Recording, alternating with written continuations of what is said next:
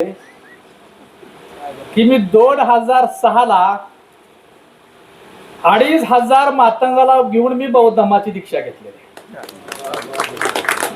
आणि नुसती दीक्षाच नाही घेतली. त्यावेळी माझे नाव आई वडिलांनी नावरूच नाव ठेवलं होतं विष्णूसाठी आणि विष्णूसाठी 2500 मातंगाला बौद्ध धर्माची दीक्षा देतोय त्यांच्याबरोबर दीक्षा घेतोय. आणि आपल्या सर्वांना माहित आहे बौद्ध धर्माची दीक्षा घेताना 22 प्रतिज्ञा म्हणायच्या असतात आणि 22 प्रतिज्ञाची पहिली प्रतिज्ञा आहे, मी ब्रह्मा विष्णू महेश यांना देव मानणार नाही, त्यांची उपासना करणार नाही, मीच विष्णूसाठी प्रतिज्ञा करतोय. 2500 मातंगाला बरोबर घेऊन विष्णूसाठी प्रतिज्ञा करतोय की मी ब्रह्मा विष्णू महेश यांना देव मानणार नाही, त्यांची उपासना करणार नाही, मीच विष्णूसाठी.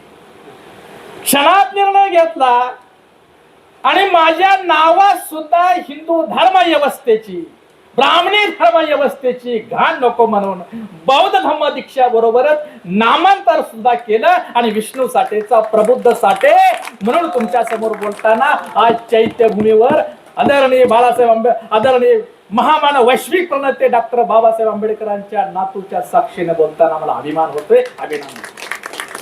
आता तुम्ही टाळ्या वाजवल्या पण मला प्रश्न पडलेला आहे की मी आता बौद्ध का मांग आवड झालंय वा आता उपवर्गीकरणावर काय बोलू मी आता? बौद्ध म्हणून बोलू का मांग म्हणून बोलू? उपवर्गीकरणातून मातंग समर्थन करतोय, बौद्धही करतोय, पण बौद्धेतर समाजातून ज्यांनी बौद्ध धर्माची दीक्षा घेतली मातंगातून त्यांनी काय बोलावं? आता जे बेमान झाले त्या सोडून, जे स्वतःला बौद्ध धर्माचे पाईक म्हणत होते, जे स्वतःला आंबेडकरवादी म्हणत होते, ते पुन्हा मागवड्यात गेली, पुन्हा जातीचं नेतृत्व करायला लागली.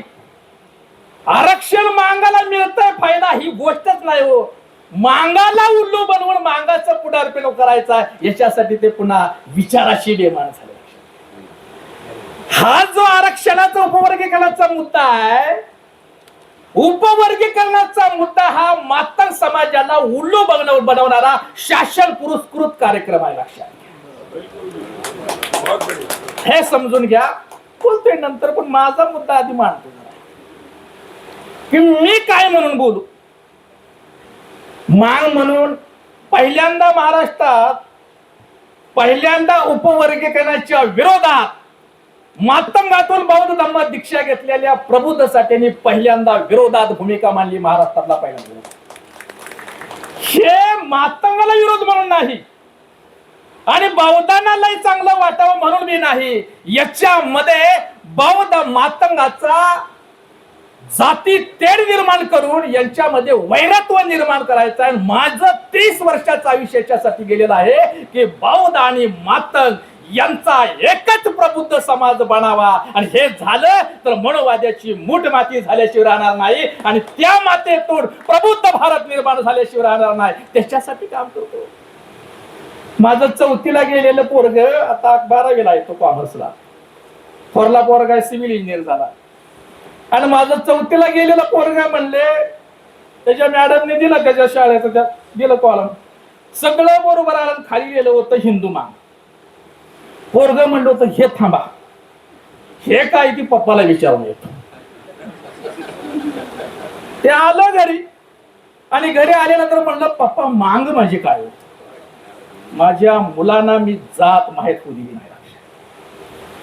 बौद्ध धम्म आणि आंबेडकरवादी विचार हा बोलण्याचा ऐकण्याचा नाही, तो जगण्याचा विषय आहे. लक्षात, तो जगण्याचा विषय आहे. आणि म्हणून मी म्हणलं अरे मांग म्हणजे गुलाम.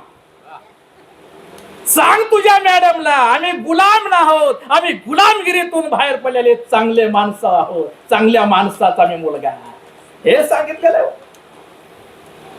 आणि हे आता त्याच्यानंतर मी बोलणार आहे. आपला भुईटे साहेब आदरणीय भीमरावजी आंबेडकर यांच्या उपस्थितीमध्ये 9 एप्रिल 2023 ला मी 131 लोकांना पुण्याच्या आरेच्या बालिकेमध्ये बौद्ध धम्म दीक्षा दिलेली आहे. मी आरेचा बालिकेला नाही म्हणणार पुण्यातला, ही मुक्ता सवयेचा बाले किल्ला, ही जिजाऊंचा बाले किल्ला, हे महात्मा ज्योतिबा फुल्यांचा बाले किल्ला, हा क्रांती ज्योती सावित्रीबाई फुल्यांच्या बाले किल्ल्यामध्ये आदरणीय भीमरावजी आंबेडकर साहेब आणि आदरणीय रिपब्लिकन सेनेचे आनंदराज आंबेडकर साहेब आणि इथं त्रिभुवन गुरुजी बसले ते, इथं पांडुरंग साळवे बसले ते, त्यांच्या उपस्थितीमध्ये 131 लोकांना बौद्ध धम्माची दीक्षा दिली. त्याच्यात चांभार होते, ओबीसी होते, मराठा होते, मातंग होते, धनगर होते. त्याच्यातला कल्याणाचा चांभारानं 15 दिवसामध्ये गॅजेट मला पाठवलं. हे मी काय म्हणलं, बाबा तुला आरक्षण मिळू नये, आरक्षण मिळवेल इथं जर माझं बौद्ध लिहिलं जात नाही गेली तर आरक्षण मिळेल का नाही अशी जर तुला भीती वाटत असेल तर कागदावर लावते चांभार. आरक्षण मी बौद्ध धर्म स्वीकारलेला आहे ह्याचं सर्टिफिकेट द्यायला लागतंय का त्यांना? आरक्षण मिळवण्यासाठी काय द्यायला लागतंय? कागद द्यायला लागते हो, कागद.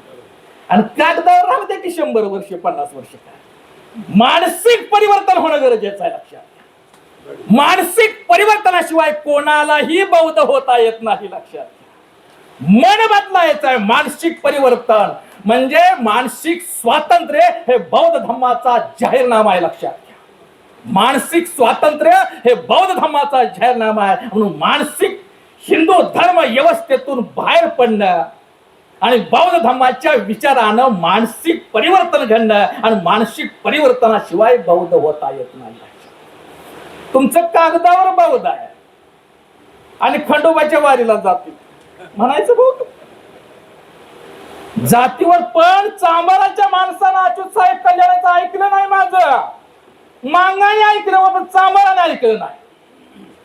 कल्याणचा चांभार आणि राहू द्या म्हणला, मला हिंदू धर्म सोडली ती हिंदू धर्माची जातीची घाण बी नको मला, चांभार बी नको, हिंदू चांभार बी नको मला, बौद्ध म्हणून त्यांनी गॅजेट केलं. लक्षात, आणि तुम्ही महार लिहिलं तरी बी तुम्हाला, चांभार लिहिलं आणि मांग लिहिलं तरी तुम्हाला आरक्षण हाय. हो, आम्हीच गोंधळलोय, मार्गदर्शन करणारेच गोंधळले. ते काय करावं, शिक्षकालाच कळ नाही करवतीचा कसा काढायचा, पोरांना कसं सांगायचं. सुप्रीम कोर्ट असं म्हणतंय, इथं यवतमाळचे पोलीस अधीक्षक मातंग समाजातून सुनीलजी डोंगरे साहेबांनी मांग म्हणून 2 वर्ष प्रमोशन नाकारला. लक्षात, ही माझा अनुभव आहे. मातंग समाजातून बौद्ध धर्माचा स्वीकार केला. पोलीस अधीक्षक आहेत ते यवतमाळ जिल्ह्याचे निरीक्षक, आणि त्यांनी मातंग समाज म्हणून त्यांना प्रमोशन मिळत होतं. हिंदू मातंग म्हणून प्रमोशन घे म्हणत होते पोलीस डिपार्टमेंट. हिंदू मातंग म्हणून त्यांनी प्रमोशन घेतलं नाही, तर बौद्ध म्हणूनच त्यांनी प्रमोशन घेतलं. लक्षात घ्या, काय म्हणायचंय मला या निमित्तानं की मी तुम्ही एससी मधले हिंदू आणि एससी चांभार लिहा, मांग लिहा ना महार लिहा आणि बौद्ध लिहिलं तरी बाबानं तुम्हाला एससीचं आरक्षण हाय रे, कशाला गोंधळ घालत बसलाय हे कळच ना आम्हाला. आणि आणखी एक सांगतो त्याच्यात, बाबा 1935 ला एससी कशा, एससी आणि एसटीची निर्मिती का झाली तर तुम्ही हिंदू धर्माचा भाग नाही म्हणून घटनेमध्ये एससीची निर्मिती झाली, हे माहीत असणं गरजेचं आहे. 1935च्या कायद्यानुसार एससी एसटीची निर्मिती झाली. त्याच्यामध्ये म्हणले की हे जे महार मांग चांभार हे एसटीचे आहे, हे हिंदू धर्माचा भाग नाही म्हणून तुम्हाला एसटीचे घटनात्मक दिलेला वळण म्हणून एसटी दिलेला. आणि 24 जुलै 1940 ला 42 बाबासाहेब म्हणतात की अनुसूचित जाती जमात्या हिंदू धर्माचा भाग नाही, तो स्वतंत्र भारताचा वेगळा ठसा मोडणारा जनाधार आहे, समुदाय आहे आणि हा माझ्या राजकारणाचा पाया आहे. हे आम्ही कळलंच नाही, कळूनच घेतलं नाही आम्हाला नेमकं काय म्हणायचं आहे काय चालायचं आहे. त्याच्यामुळे मला कोड पडलंय की मी जातीच्या दाखल्यावर तर बौद्ध लिहू का नाही.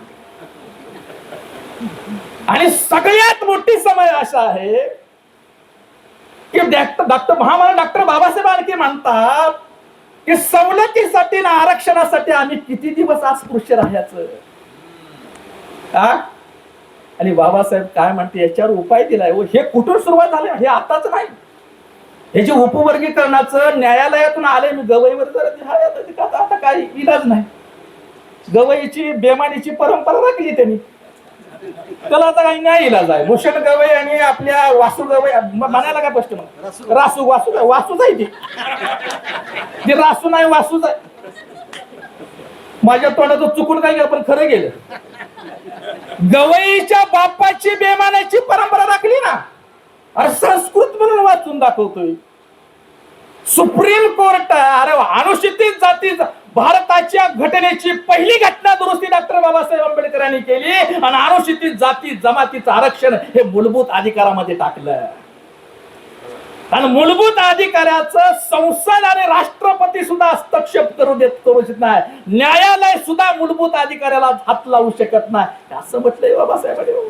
त्यांना माहित होतं ही गडबड होणार आहे. परत आरक्षणाच्या नावाखाली भांडणं लागणार आहे माहित होतं. पहिली घटना दुरुस्ती म्हणून कलम 32 दिले ना. तुमच्या मूलभूत अधिकाराच्या विरोधात इथलं राष्ट्रपती संसद आणि सुप्रीम न्यायालय गेलं तर तुम्हाला या कलम 32 नुसार न्याय मागण्याचा अधिकार आहे. कारण या देशामध्ये सुप्रीम कोर्ट आणि त्याचा बेमान न्यायाधीश हा सार्वभौम नाही. न्यायपालिका सार्वभौम नाही, राष्ट्रपती सार्वभौम नाही आणि संसद सुद्धा सार्वभौम नाही. तर भारताचं संविधान हे सार्वभौम आहे आणि लोक हे सार्वभौम आहे लक्षात. आणि मी न्यायालयावर आज टीका करतोय. मी अगोदर केलंय सगळं की माझ्यावर गुन्हा दाखल करायचं नाही. म्या म्हणलं कलम 19 नुसार भारतीय घटनेनं मला भाषण व्यक्त होण्याचा अधिकार दिलेला आहे. तुमच्या बापाची हिंमत होणार नाही. इथं जे पंढरपूरला मी 97 मराठ्यांना दीक्षा, मराठा ओबीसी बांधव न्हावी बांधवांना मातंग चर्मकांना बौद्ध धम्म दीक्षा आता 5 एप्रिलला घाबरत होते. नुसता धर्म स्वातंत्र्याचा हा इथं लिहिलंय बघा विषय.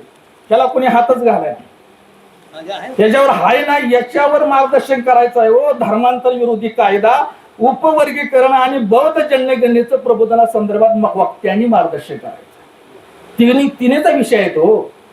थोडं याच्यावर थोडं बोललं पाहिजे. तुम्ही आता काय कटाळा. आम्ही प्रवास करून कटाळून आलो. पाणी पिऊन इथं बसलो. घसा कोरडा पडला पण तुम्ही कटाळला.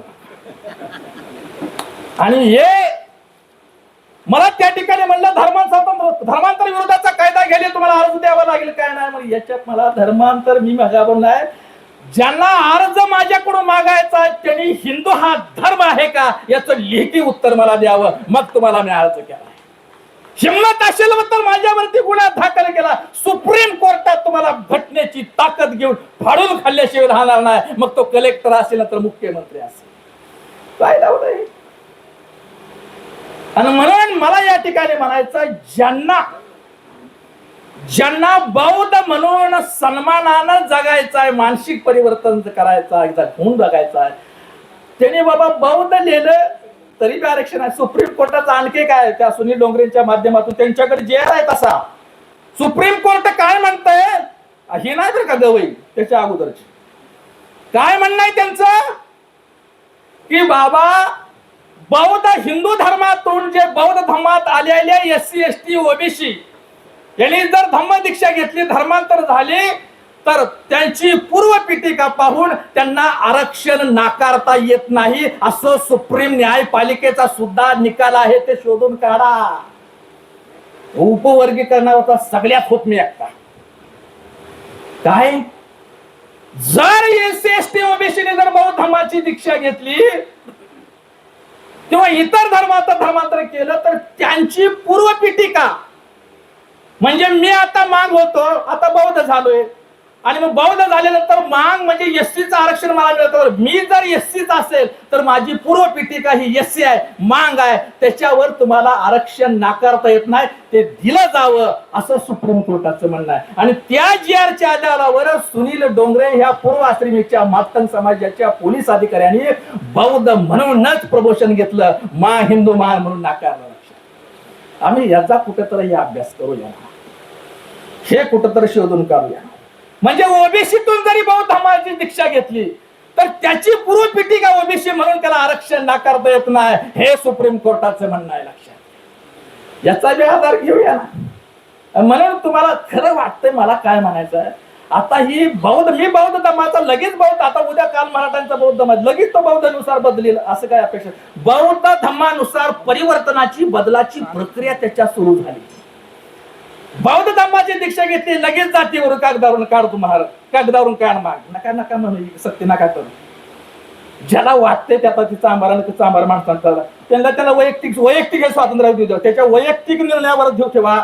आणि ज्याला वाटतंय की आपलं आरक्षण जाईल, आपल्याला आरक्षण सवलत मिळणार ना, अशी शंका आणि भीती ज्याला वाटते त्यांनी कागदावर आणखी 100 वर्षे ठेवायचा.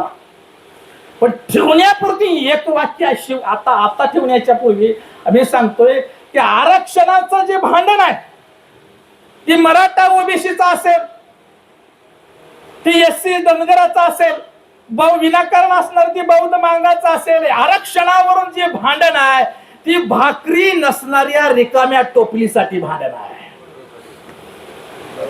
काय बघा काय म्हणतो आरक्षणाचं जे भांडण आहे, कशाचं म्हणा, साधी गोष्ट आहे, भाकरी नसणाऱ्या रिकाम्या टोपलीसाठी मांगाचं बौद्धाचं भांडण. चला एवढं किती याला पाठपाणा आहे. आणि मराठ्यांचं ओबीसीचं मी जरा की पाटलाला सुद्धा म्हणलो, बाबा मी म्हणलो भाकरीचं टोपलं भेट द्यायला गेलं, त्याच्या रिकामं टोपलं. अरे त्यात भाकरीच नाही तर खाणार काय, वाढणार काय समाजाला? भाकरी खाजगीकरणानं, कंत्राटीकरणानं आरक्षण हे संपुष्टात आलेलं आहे. आणि संपलेल्या आरक्षणासाठी आपल्या भावाभावात भांडणं मूर्खपणा आहे, लक्षात. त्याच्या अगोदर एक स्पष्ट करतो, जात ही काल्पनिक गोष्ट आहे. आणि जात या काल्पनिक गोष्टीमध्ये स्वतःचं अस्तित्व शोधणं हा जगातला सगळ्यात मोठा अडाणीपणा आहे, हा जगातला सगळ्यात मोठा मूर्खपणा आहे, लक्षात. आणि जातीच्या आधारावर माझं तो खाल्लं तो माझं पळवलं नाही. महाराणी आमचं खाल्लं नाही रे बाबानो, महारांच्या मुळे आमच्या ताटात आलंय असं म्हणा ना. काय महार मला पूर्वाश्रमीचे महार हे आताच्या बौद्धानं आमचं ताटातलं खाल्लं असं म्हणण्यापेक्षा बौद्धामुळं आणि पूर्वाश्रमीच्या महारामुळं आमच्या ताटात आलं अशी कृत असं म्हणा ना. आमच्या हक्काचं बौद्धांनी पळवलं, पूर्वाश्रमीच्या महाराणी पळवलं. यापेक्षा महाराणी बौद्धांच्या मुळात आमच्या हक्काची लढाई सुद्धा बौद्धांनीच लढली ही कृतज्ञपणाची भावना व्यक्त करते. अरे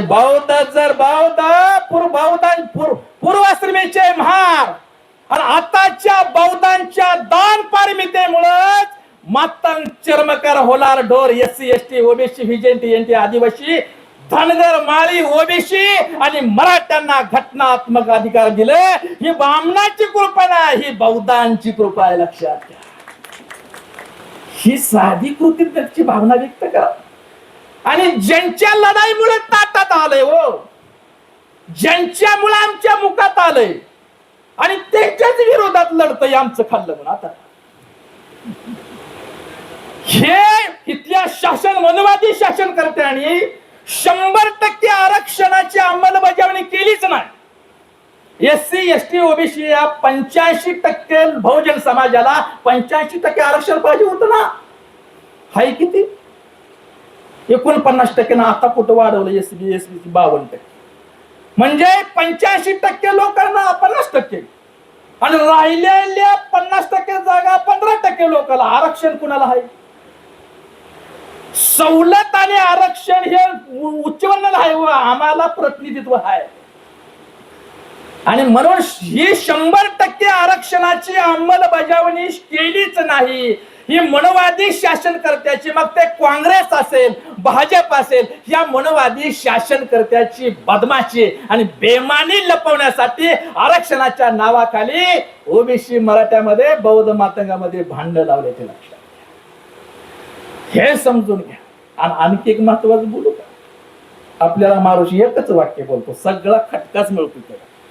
काय बोलतो एका वाक्यात, मी जास्त योगा मी काय नाही मी जास्त नाही, एकाच वाक्य सगळं समाप्त. एक वाक्य बोलतो, आरक्षण ही मांगाची समस्या नाही, आरक्षण ही ओबीसीची समस्या नाही, आरक्षण ही मराठ्यांची सुद्धा समस्या नाही, आरक्षण ही बहुजन समाजाची समस्या नाही, तर इथला बहुजन समाज, इथला मातंग, इथला चर्मकार, इथला ओबीसी, इथला मराठा स्वतःला हिंदू म्हणून घेतोय, ही त्याची सगळ्यात मोठी समस्या.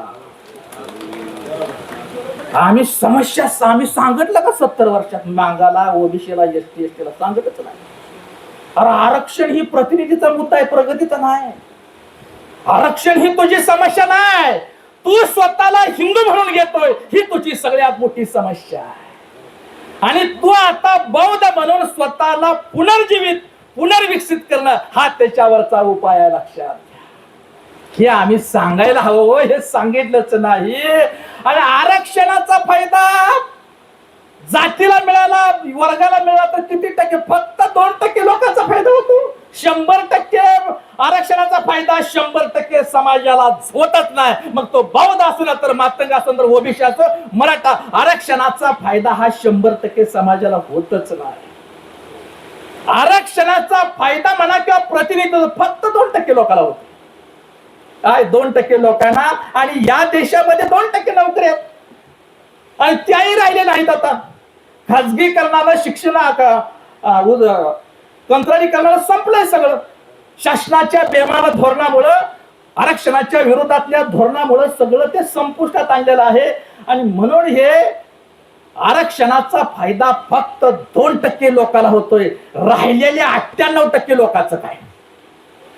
98% लोक. मग आम्ही 2%साठी, आदरणीय भीमरावजी आंबेडकर, मी 2%साठी काम करत नाही. ज्याला कुणाला करायचं करू बाबा, चल घे तुझं कारण काय. आरक्षणाची उद्या बघा मातंग समाजाला किती मागते ती वर्गीकरण करा. वर्गीकरणातून किती? 1 ते 2%. म्हणतो 13% देऊन टाका माता. 13च्या 13% घेऊन टाका. 13% जरी मातंग समाजाला त्या एससीचं आरक्षण 13% एकट्याच मागायला दिलं तरी सुद्धा मागाच्या संपूर्ण समाजाचा फायदा आणि प्रगती होणार नाही. मातंगातील ते 2% लोकांनाच प्रगती मिळेल, 98% मातंगाचं कल्याण होणार नाही. आणि तेही शिकले तर होईल ना. इथं जी बौद्ध समाजाची जी प्रगती झालेली आहे ते केवळ शिक्षणाने नाही. तुम्ही इथं जी बसलाय आणि आम्ही जे आलोय ते शिक्षण घेतलंय तुम्ही म्हणून आलोय का? तुम्ही शिक्षणाला नाही, तुम्ही फक्त आरक्षणामुळे नाही तर बौद्ध धम्माच्या संस्कारामुळे आंबेडकरी समाजाचा आणि बौद्ध समाजाचा फायदा झाला. हे मांगाने, चांबाराने, ओबीसीने, मराठ्याने, बहुजन समाजानं हे समजून घेणं गरजेचं आहे. याच्यावरती बोललं पाहिजे. म्हणून 100% समाजाचा फायदा व्हायचा असेल तर तुम्हाला बौद्ध धम्माचा स्वीकार करून घर वापसी केल्याशिवाय पर्याय नाही. म्हणून माझं अभियान आहे, चला आपल्या बुद्धाच्या घरी, चला आपल्या, आपण जे बसलो नाही तर चैत्यभूमीची तर जे बसलो आहे बाबासाहेब पवित्र भूमीमध्ये, ती सारा भारत बौद्धमय करेल. बौद्ध भारताच्या पुनर्निर्माण करण्याची ही क्रांती भूमी आहे, ही भूमी आहे. या भूमीमध्ये श्रामणेर शिबिर बौद्धेतर इतर जातीचं तुम्ही श्रामणेर शिबिर घेतलं याच्याबद्दल मी तुम्हाला मंगलमय शुभेच्छा व्यक्त करतोय. ही क्रांतीची सुरुवात आहे. सारा भारत बौद्धमय करण्याची ही क्रांतीची सुरुवात आहे. आणि ह्याच्या शुभेच्छा नुसता देऊन उपयोगाचं नाही.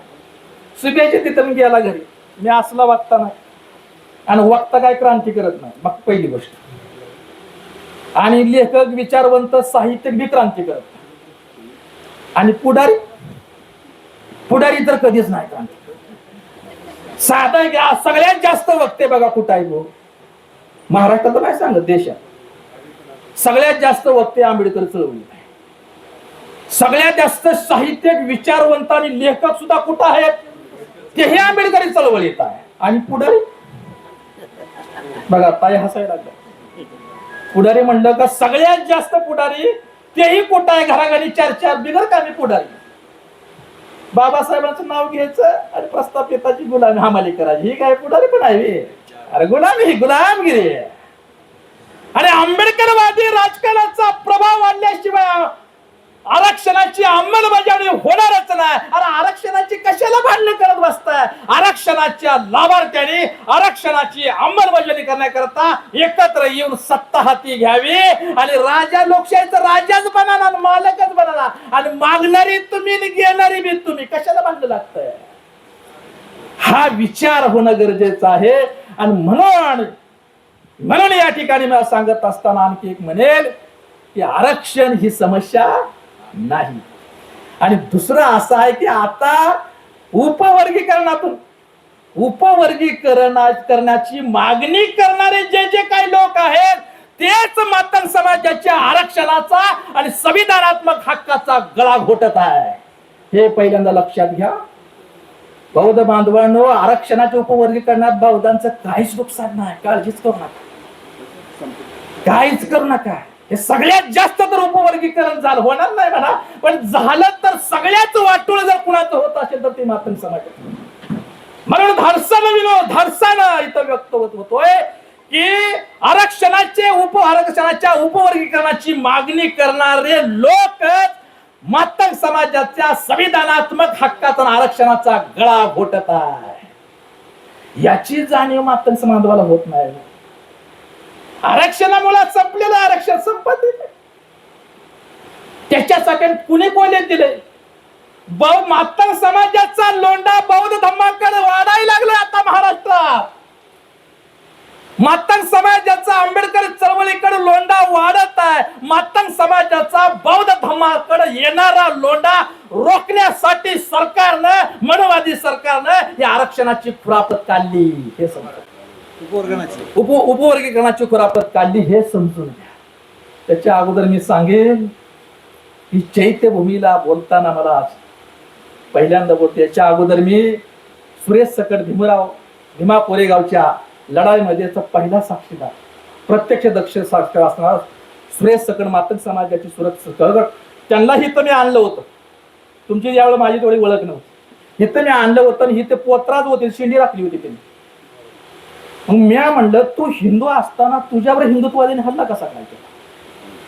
तू हिंदू आहे, शिंडी राखली, आणि हिंदू असताना हिंदुत्ववाद्यांनी तुझ्यावर कसा हल्ला केला? मग म्हणजे याचा हल्ला केला की तू हिंदू नाही, तू गुलाम आहे म्हणून हल्ला केला, म्हणून तुझ्या मुलीला मारलं गेलं आणि त्यांना हिथं आणलं, ती शेंडी कापली आणि हिथं बौद्ध धर्माची दीक्षा दिली. हो, हिथं बौद्ध धर्म संकल्पना घेतली. आणि त्यावेळेनंतर मी आज इथं बोलतोय आणि मला प्रतिज्ञा करावीशी वाटते, केलेली आहे, पण इथं चैत्यभूमीच्या या क्रांतीच्या पवित्र भूमीला नतमस्तक होऊन मी आज प्रतिज्ञा करतोय. काय 10 वर्ष जर मला भंडारी साहेब लागले ना, 10 वर्ष लवकर भरणार नाही. रोज मला धमक्या, मला 300, 18 जुलै 2025 ला नगडीला माझ्यावर 300 मांगाने हल्ला केला. सोपं नाही हो.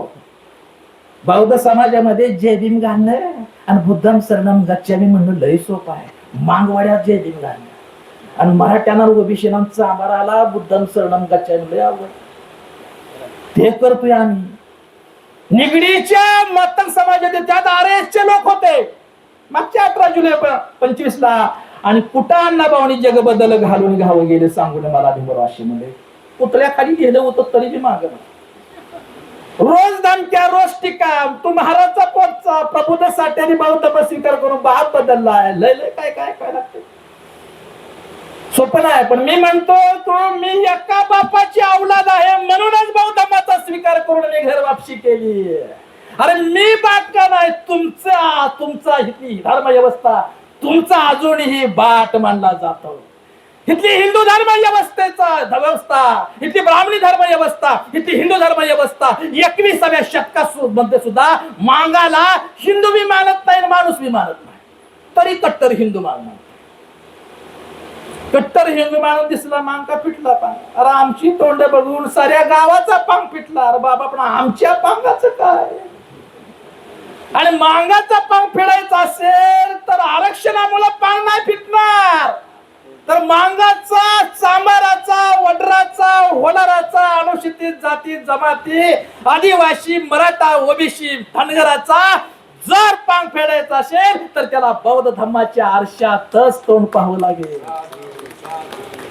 याच्यासाठी माझं हे चला आपल्या बुद्धाच्या घरी आले आहे आणि प्रतिज्ञा करतोय. 10 वर्ष जर लाभलं की नाही मला, 10 वर्ष फक्त, आणि मरणार नाही. कारण जर मी येलो तर मरणाची भीती नाही मला, कारण मृत्यू हा भीतीचा विषय नाही. मृत्यू हा भीतीचा विषय नाही. ही ज्या दिवशी माणसाला कळेल त्याच दिवशी त्या माणसाचं जीवन सुंदर झाल्याशिवाय राहणार नाही. हा बुद्धांचा विचार आहे, हा बुद्धांचा विचार. मृत्यू हा भीतीचा विषय नाही. मागे टाकलं मृत्यू मी. मग 10 वर्षाचं फक्त आयुष्य लाभलं तर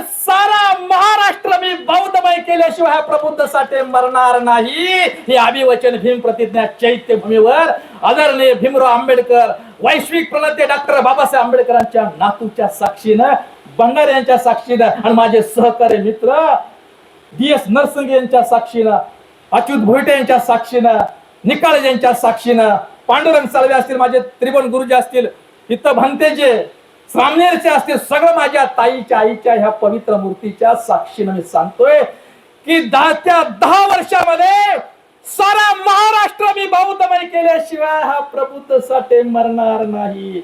म्हणूनच रोज न थांबता माझं अभियान सुरू आहे. पंढरपूरला मराठ्यांना दीक्षा दिली. 100 एकराचं बागायतदार, 20 एकराची द्राक्षाची बाग असणाऱ्या मराठ्याने पंढरपुरामध्ये बौद्ध धर्माची दीक्षा घेऊन घर वापसी केली. न्हावी समाजाने घर वापसी केली. चांभार आणि मातंग समाजाने तर श्रामनेरच्या वेशेमध्ये आहे. डाकासाहेब आहेत, ते होते कार्यक्रम. लक्ष्मीराव शिंदे आहेत की माझ्या बरोबर ते काम करतात. सत्यशोधक जयदादा कांबळे यांचं जी भूमिका आहे ते घेऊन पुढे जातात. ते श्रामनेरच्या वेशात आहेत. बाकीचे बी आहेत, ते आहेत बघा. बेडला ते जयदादा काम तिकडे बी आहेत. ही जी आहेत का नाही, मला आनंद वाटला. भंडारे सर, मी तुमचं जाहीर अभिनंदन करतोय. हे तुम्ही हे बौद्धांना श्रामनेर शिबिर बनवले सोपं आहे, पण बौद्धेतर लोकांचं श्रामनेर भरवणं हा सारा भारत बौद्धमय करण्याचा आशावाद मला तुम्ही दिला. ही भावना मी व्यक्त करतो. पंढरपुरामध्ये हे दिलं, 50 एकराचा ऊस तेव्हा दिला. आता लगेच हे संपलं. आता 8 दिवस मोकळा झालोय मी. आणि ज्याने मला दगड मारला होता ना 2005 ला, तिथं साताऱ्यामध्ये 700 मातंगाचं बौद्ध धर्माची दीक्षेची तयारी सुरू आहे. आणि कोण करत हे? ज्याने आम्हाला काय महार करायला आलाय काय म्हणून त्या माणसानं पुढे येऊन केले. त्याची प्रगती झाली, परिवर्तन झालं. आणि मुलगा प्राध्यापक आहे, सून प्राध्यापक आहे, नातू सिव्हिल इंजिनियर आहे आणि नात डॉक्टर आहे. आणि त्यांनी बंगला बांधलाय त्या साताऱ्यात वडूस गावात. सगळ्यात मोठा स्टँडवर दिसलं का बंगला दिसतोय पूर्वाश्रमीच्या मागाचा. आणि भीमरावजी आंबेडकर साहेब त्या बंगल्याला त्यांनी नाव दिले राजगृह. राजगृह नाव दिलंय की ज्यांनी 2005 ला आम्हाला काय महार करायला आलाय काय म्हणून दगड मारली. आणि आता येणार जाणाऱ्याला पाहुण्या लावल्याला तो सांगतोय 2005 ला प्रबुद्ध साठ्यांना दगड मारला, त्याचं हे परिवर्तन आहे. भिडलं पाहिजे. आता लगेच मी भिडला. वंजारा आणि मराठ्यांना मी बौद्ध धर्माची दीक्षा द्यायला चाललोय. तो झाला का नांदेडला मातंग आणि होलार समाजाचा दीक्षा समारंभ आहे. आणि लगेच मी आताच तुम्हाला बोलले, तुम्हाला नगरला यावं लागतंय. मी खरं तर आल्या तक्रार करणार होत पण करत नाही. बौद्ध मी आमचा सक्का भाव आहे. भाव लहान भाव म्हणून भांडायचा अधिकार आहे, तो हिरावून घेऊन आता भांडायचा अधिकार आहे. बाबासाहेब म्हणले होते मला जर मुलगी असती तर मी मांगाला देईन, तुम्ही आमच्या बरोबर तर चल, आम्ही करतो. हे केले. हे काय प्रतिकूल परिस्थितीमध्ये असताना फोनवर सुद्धा भीमरावजी आंबेडकर पुण्यामध्ये आले आणि त्यांच्या उपस्थितीत मुक्ता साळवेच्या बालेकिल्ल्यात कार्यक्रम केला. तुम्ही आल्यामुळे महाराष्ट्रातील नंतर 10,000 लोक वाढवली मी. आता माझ्या आयुष्यामध्ये आतापर्यंत 27,297 लोकांना मी बौद्ध धर्माची दीक्षा दिली.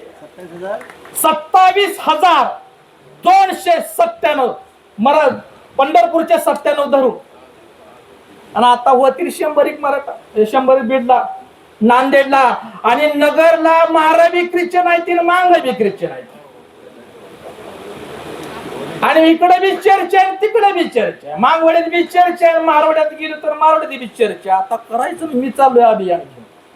आणि मी कुठल्या चर्चमध्ये बसून बोलून आले. आणि तिथं एक बौद्ध समाज ओरिजिनल माणूसाचा 1/2 एकर जागा, मोकळी जागा पाठवणं. तर कोण तिथं शिळली आणि साधं क्रिकेटचा बॉल गेला तर त्याला आवडत होतं, भांडण करत होतं. आणि मग मी बोललो आणि दुसऱ्या दिवशी महाराजांनी मांगाने म्हटलं की आता सर या चर्चमध्येच बुद्धाची मूर्ती बसवून बुद्ध विहार करून टाक. आणि हे ऐकलं बाहेरच्या माणसाला, 1/2 एकर वाल्या मालकाने, की जो मालक लहान मुलाला सुद्धा त्या जागेत येऊ देत नव्हता, तो माणूस आत आला चर्चमध्ये. पहिल्यांदा चर्चेमध्ये मी आलोय. साठे सर ही महारामांग ख्रिश्चन झाली, ही जर भाऊ जमात आले तर माझी आधा एकर जागा हा बुद्ध विहाराला मी दान करतोय. हे बुद्ध विहार हे होतोय. तो कार्यक्रम साहेब आपल्याला करायचा. आणि काय नाही, फक्त आम्हाला मानसिक हात द्या. तुम्ही लढा, आम्ही कपडे सांभाळतो एवढं जरी म्हणलं तर मनोवाद्याचा चिटपट केल्याशिवाय राहणार नाही बा आम्ही. बाबासाहेबांच्या नातून म्हणलं प्रबुद्ध साठे तुम्ही लढा, आम्ही कपडेच आम्ही साथ आहे. एवढं जर साहेब तुम्ही म्हणला का नाही, जातीवाद्याची माती उपवर्गीकरण करण्यासाठी बौद्ध आणि मातंगामध्ये जे भांडण लागले ती मी तुम्हाला ह्या चैत्यभूमीमध्ये विश्वास दाखवतो. मी आशावाद व्यक्त करतो की या पुढची ब्राह्मणवाद्याची मूठ माती ही मांगाच्याच हातनं झाल्याशिवाय राहणार नाही. तर मांग बुद्ध झाला पाहिजे, मांग हा बुद्ध झाला पाहिजे. आणि आता कसं मी म्हणलं मगाशी की जितका रिकाम्या टोपलीसाठी भांडण दाखला, आपण आरक्षणाचं उपवर्गीकरणाची मागणी करण्यापेक्षा ओबीसी म्हणा, मातंग म्हणा, मराठ्यांनी पण अरे बाबानो असं मागणी करा, आरक्षण मिळालं, खाजगीकरण झाले, यापेक्षा असं होतं शिक्षणाचं आणि खाजगी उद्योगाचं सरकारीकरण आणि राष्ट्रीयकरण झालं पाहिजे. याच्यावर बोला ना. सरकारी शिक्षणाचं राष्ट्रीयकरण झालं पाहिजे, त्याच बरोबर खाजगी उद्योगाचं राष्ट्रीयकरण आणि सरकारीकरण झालं पाहिजे. याच्यासाठी मांगानं, मराठ्यानं, जरांगे पाटलानं मोर्चा काढा, आम्ही तुझ्या बरोबर येतो. कुठवर उपोषणाला बसणार, रिकामी टोपलं हाय मिळणार आहे मराठ्याला खायला, घेणं हातात सत्ता, चल आम्ही बरोबर येतो, तो आमचा तुम्ही आमचा थोरले भाव आहे, भारत आमचा थोरला भाव आहे. ओबीसी मराठ्यामध्ये भांडण लावण्याचं का, त्यांना आरक्षणामध्ये यांचं भांडण लावायचे आहे. ते इकडे सत्ता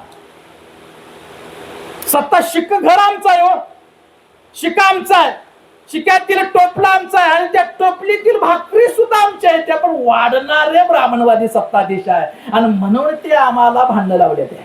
आणि म्हणून या ठिकाणी म्हणेल शिक्षणाचं आणि खाजगी उद्योगाचं राष्ट्रीयकरण झालं पाहिजे आणि राष्ट्रीय संपत्तीचं समान वाटप झालं पाहिजे. ही मागणी आली पाहिजे. बाबासाहेबांची इच्छा होती. बाबासाहेब आंबेडकर आणि घटना सादर करताना आम्हाला हेच माहित आहे, एक व्यक्ती एक मत या न्यायाने राजकारणात जशी समता प्रस्थापित झाली त्याच पद्धतीनं एक व्यक्ती एक मूल्य या न्यायाने सामाजिक आणि आर्थिक जीवनामध्ये सुद्धा समता प्रस्थापित झाले पाहिजे.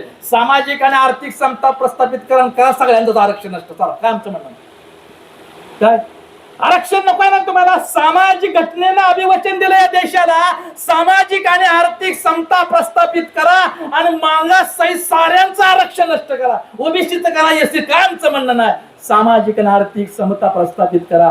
ही मागणी करा ना, ही मागणी करायला.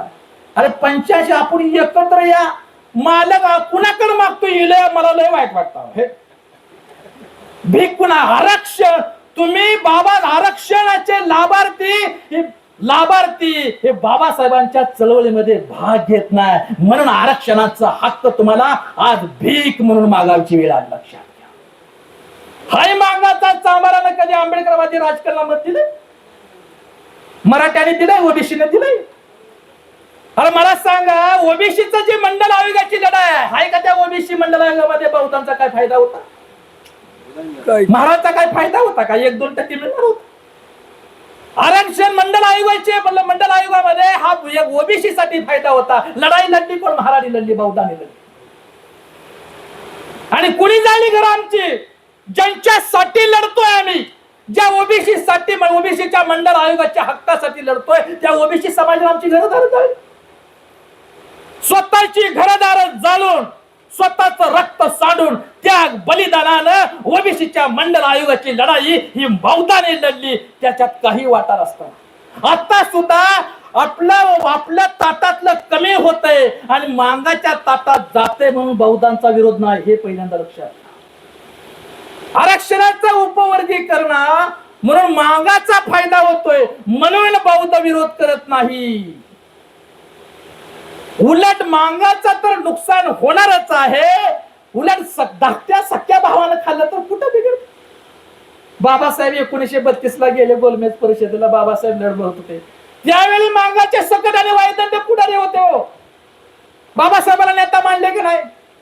नेता नाही मानला. कुणाला नेता मानला? सकट आणि मांगाच्या प्रस्थापित हिंदू धर्म ब्राह्मणी धर्म व्यवस्थेच्या दलाल असणाऱ्या सकट आणि वायदंड्याला तुम्ही नेता मानून त्याच्या मागे मेंढरासारखं गेला, पण बाबासाहेबांना नेता नाही मानला.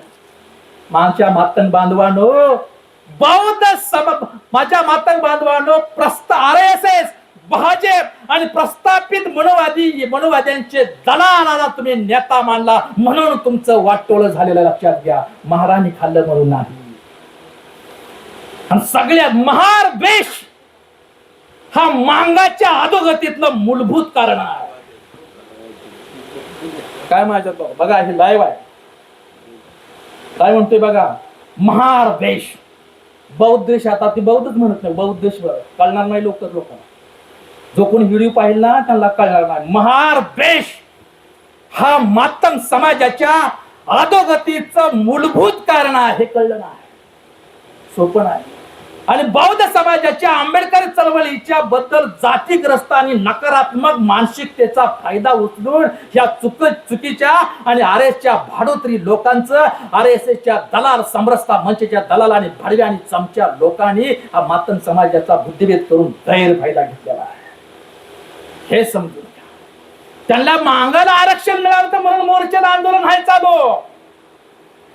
RSS वाल्याने सुपारी दिली मागायला येड्यात काढायला. हे आताच नाही, सुप्रीम कोर्टातून आताच नाही. हे 35 वर्षापूर्वी पुण्याच्या सदाशिव पेठेमध्ये ब्राह्मण गल्लीमध्ये मागायला उल्लू बनवण्याचा प्रोग्राम तिथं शिजला, तिथं जन्माला आले, मग वाटोळी झालेला आहे. हे समजून घ्या. बौद्ध आणि मातंग हे एकमेकाचे भाऊ झाल्याशिवाय या देशातली जाती अंदाची चळवळ हे बळकट होणार नाही. आरक्षणाचे मागतकरी बनण्यापेक्षा आरक्षण देणारे सत्ताधारी बनूया. मालक, लोकशाहीचा चालक बनू, मालक बघू. आणि याच्यासाठी बाबासाहेबांनी जे सांगितलेलं आहे त्याच्यावर आमचं काम तर झालं नाही, काम होत नाही हो. त्याच्यावर काय सांगितलंय? 2 मिनिटं शेवटची घेतो. 5 ऑगस्ट 1956 ला दिल्लीच्या हार्डिंग न्यूजच्या बंगल्यासमोर वरांड्यात बसून बाबासाहेब कार्यकर्त्याची चर्चा करतात. किती? 5 ऑगस्ट 1956 ला डॉक्टर बाबासाहेब आंबेडकर दिल्लीच्या हार्डिंग न्यूजच्या बंगल्यासमोर कार्यकर्त्याची चर्चा करतात. त्याच्यात बाबासाहेब चर्चेमध्ये काय म्हणतात? आपल्यात जी महारमांग चांबारा असा जो भेद आहे, आपल्यामध्ये जो महारमांग चांबारा असा जो भेद आहे, हा भेद नष्ट करून साऱ्यांनाच बौद्धमय करूया. ही एका बाजूनं. आणि दुसऱ्या बाजूने राहिलेले जे ओबीसी मराठा आहे त्यांना पुन्हा बौद्ध धर्मात आणूया. आता सगळ्या शेवटी ब्राह्मण येतील बाबासाहेब आंबेडकर म्हणतात. आता नाईलाजानं मला म्हणावं लागलंय की अगोदर मराठा येतील, सगळ्या शेवटी मागे येतील, असं म्हणायची वेळ आली. असं म्हणावं लागलं. बदलून करतोय. आणि हे कशाच्या बळावर होईल? तर आपल्या ऐक्यशक्तीच्या बळावर आपण हे कार्य, धम्म कार्य, प्रबुद्ध भारताचं पुनर्निर्माण हे कार्य यशस्वी करू, हे बाबासाहेब आंबेडकरांनी म्हटले. पण त्याच्यावर आम्ही कामच करत नाही. बौद्ध धम्माचं पुनर्निर्माण हा धार्मिकतेचा विषय नाही. बौद्ध भारताचं पुनर्निर्माण करणं हा राष्ट्रीय कार्य आहे. हेच राष्ट्रीय कार्य आहे. डॉक्टर बाबासाहेब आंबेडकरांनी धम्मक्रांतीची व्याख्या दिलेली एका वाक्यात सांगतो की सामाजिक लोकशाहीचं आर्थिक आणि राजकीय लोकशाहीचं सामाजिक आणि आर्थिक लोकशाहीमध्ये रूपांतर करणं म्हणजे डॉक्टर बाबासाहेब आंबेडकरांना अपेक्षित असणारी धम्मक्रांती आहे. हे आम्ही करूया. आता शेवटी न फार काय न बोलता आता आणखी तो धर्म स्वातंत्र्याचा मुद्दा आहे की हिंदू हा धर्मच नाही, धर्म स्वातंत्र्य काय तर काय मी कोर्टामध्ये पिटिशन दाखल करणार आहे. SC/ST अनुसूचित जाती जमातीच्या हिंदू धर्माचा भाग नाही. आणि 1995 ला निर्माण सुप्रीम कोर्टाचं म्हणणं आहे हिंदू हा धर्म नाही. असं जर असेल तर आमच्या धर्माच्या रकान्यात आता हिंदू हा नाव लावू नये. हे पिटिशन दाखल करू. हे पिटिशन दाखल करूया. आपण कोर्टाची लढाई विसरून लढू ना. पुण्यातले वकील कागदपत्राचे पैसे फी द्या, गाडी खर्च तयार आहेत आता पुण्यातले वकील. मी त्यात कंट्रीब्युशन काय घेऊ, वकील तयार आहेत. करू कोर्टात करू कोर्टामध्ये. हिंदू हा धर्म नाही, ही मानसिक गुलामी आहे. आणि या मानसिक गुलामीतून बाहेर पडणं हा बाबासाहेब आंबेडकरांनी घटनेच्या माध्यमातून दिलेला आम्हाला अधिकार आहे. म्हणून हे करू. हिंदू धर्मातून मातंग चर्मकार होणार ओबीसी मराठा हा बौद्ध धर्माचा स्वीकार करत असेल तर हे धर्मांतर नाही, ही घर वापशी आहे आणि घर वापशीला कायद्यानं बंधन करता येत नाही. आणि बौद्ध धर्मांतर कायदा, धर्मांतर बंदीचा कायदा हा बौद्ध धर्माला मुळीच लागू नाही. एखादा गुन्हा दाखल करून दाखवण्याचा बघतो त्यांचं.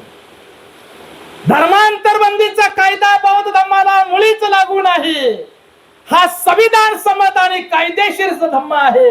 अरे बौद्ध याद आमचंच धर्मांतर केलंय तुम्ही, आमचं धर्मांतर बंदीचा धर्म स्वातंत्र्याच्या कायद्याची धर्मांतर बंदीचा कायदाची पहिली कारवाई, पहिला गुन्हा हे RSS वरून भाजपवर ब्राह्मणवाद्यावर झाला पाहिजे. कारण इथल्या बौद्धांचा तुम्ही सत्तेच्या बळावर, इथल्या पूर्वाश्रमेच्या बौद्धांचा तुम्ही जबरदस्तीनं आणि सक्तीनं केलेला धर्मांतर म्हणजे आजचा हिंदू धर्म आहे. जो आज स्वतःला हिंदू म्हणून घेतोय तो मूळचा बौद्ध आहे आणि त्याला आम्ही पुन्हा बौद्ध धर्मात आणायला लागलो. तर तुम्ही जर धर्मांतर स्वातंत्र्याचा बंदीचा कायदा वाढवत असेल तर हे खरं धर्मांतर बंदी सक्तीचं धर्मांतर आहे. तुम्ही बौद्धांच सत्तेच्या बळावर केलेलं सक्तीचं धर्मांतर म्हणजे आजचा हिंदू धर्म आहे. हे आम्ही बोलू ना कोटा वेळ नाही, आता बोलूया. आणि शेवटचं सांगतो की आता बाबा भाषणबाजी भरपूर झाली, टाळ्या बिळ्या भरपूर झाल्या, प्रत्यक्ष काम करूया.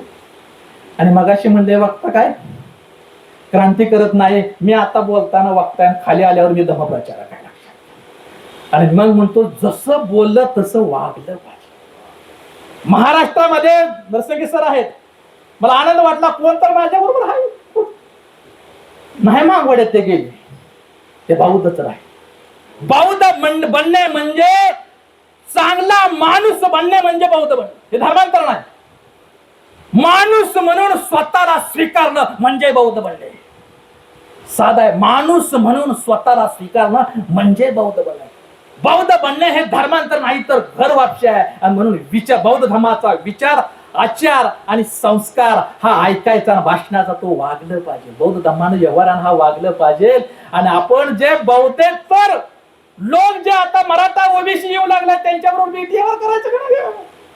आता मी बौद्ध झालोय, माग नाही. आता माझ्या पोराला पोरगी मागवड्या जाईल का बघायला नाही.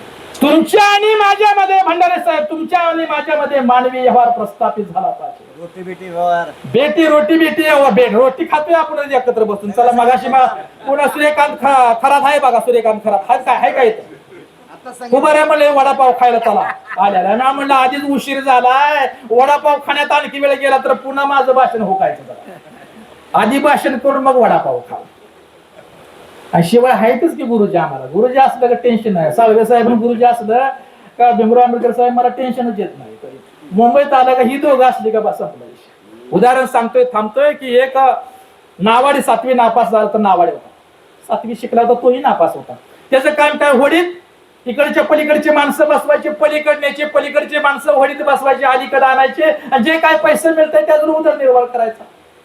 आणि त्याच्यामध्ये डॉक्टरेट झालेले सायकोलॉजी विषयाचे प्राध्यापक, भौतिकशास्त्र विषयाचे डॉक्टरेट झालेले प्राध्यापक त्या वडीत बसले. वडी सुरू झाले आणि प्राध्यापक महाशय म्हणाले नावाड्याला, 7वी नापास झालेला पोराला म्हणाले की अरे तुला गणित येते का गणित. पोरग म्हणाला गणित येत नाही म्हणून तर 7वी नापास झालो ना. काय गणित येत नाही म्हणून तर 7वी नापास झालो. पुढे प्राध्यापक म्हणाले तुला गणित येत नाही. अरे बरोबर गणित येत नाही, तुझं 25% आयुष्य वाया गेलं. पुढे वडी पुढे आली आणि मग प्राध्यापक महाशय म्हणाला अरे तुला भौतिकशास्त्र येतं का भौतिकशास्त्र. पोरग म्हणाला, नावाडी म्हणाला भौतिकशास्त्र पहिल्यांदाच ऐकतोय. कशाला म्हणते ती भौतिकशास्त्र. अरे तुला भौतिकशास्त्र येत ना, तुला भौतिकशास्त्र येत ना, आता तुझं 50% आयुष्य वाया गेलं. वडी जरा पुढे आली, मध्ये आली वडी आणि वादळ सुरू झालं, वारं सुटलं झालं, लाटा निर्माण झाला आणि होडी लागली हेरकावं खायला. आणि नावाड्या पोराने विचारलं की प्राध्यापक साहेब सर तुम्हाला पावता येतं का पावता. पोरग साहेब म्हणाले मला पावता येत नाही. मग होडीवाला म्हणाला सर प्राध्यापक महाशय, डॉक्टरेट झालेले प्राध्यापक महाशय, PhD झालेले प्राध्यापक महाशय, तुम्हाला जर पावता येत नसेल तर आता तुमचं 100% आयुष्य वाया गेलं. आता तुमचं 100% चांगल्या विचारानं बौद्ध धर्माच्या विचारानं वागलं तर माणूस समाज आणि राष्ट्राचं कल्याण झाल्याचे राहणार नाही. आणि याच्यासाठी चला आपल्या बुद्धाच्या घरी. नम बुद्धाय. जय भीम.